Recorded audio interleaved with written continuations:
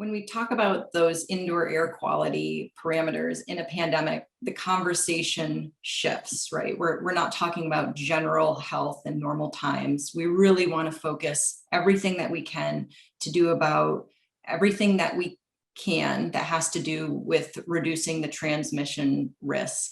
And for existing buildings and systems, this hierarchy of focus that was put out by the Harvard T.H. Chan School of Public Health, this was released, and this really guided some of our principles that we followed when working with schools. And this helped us prioritize that maximizing the impact to reducing the transmission risk. And as you can see here, this is why so much of our initial focus with schools was around ventilation. The schools are doing everything that you see there on that first tier. They were doing the masks and the distancing and the partitions between students, and they were doing split days and shorter days. But then as soon as you get to that second tier, that's where these schools needed to rely on the engineering community and the HVAC professionals to help them with those tiers of mitigation.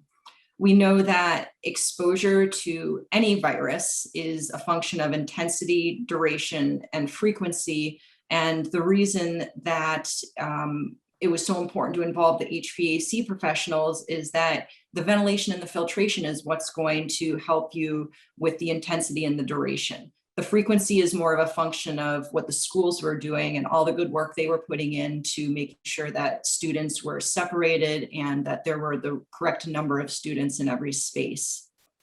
The understanding by healthcare professionals of how this particular COVID virus is transmitted has really evolved over the last 15 months. And this hierarchy was actually published at a point when K through 12 schools were evaluating, how are we even going to open the doors? How are we going to get students back in the classroom? So we were really focused on this back in July and August.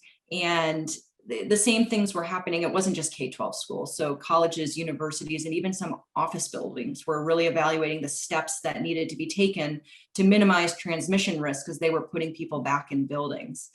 As the scientists and the health professionals have learned more about transmission, that guidance has been updated. So we're following the guidance from the CDC and the health professionals. And we know that now that the focus has shifted really predominantly to the HVAC systems, we're again just really well positioned to step up and help these buildings. We've learned that the primary mode of transmission is through respiratory droplets, and it's not so much about surface transmission. So the CDC actually changed their guidance to illustrate that those disinfecting practices, some of the chemicals that were being used in schools in particularly, that's really come off the list. So you'll see that a shift to just normal cleaning practices.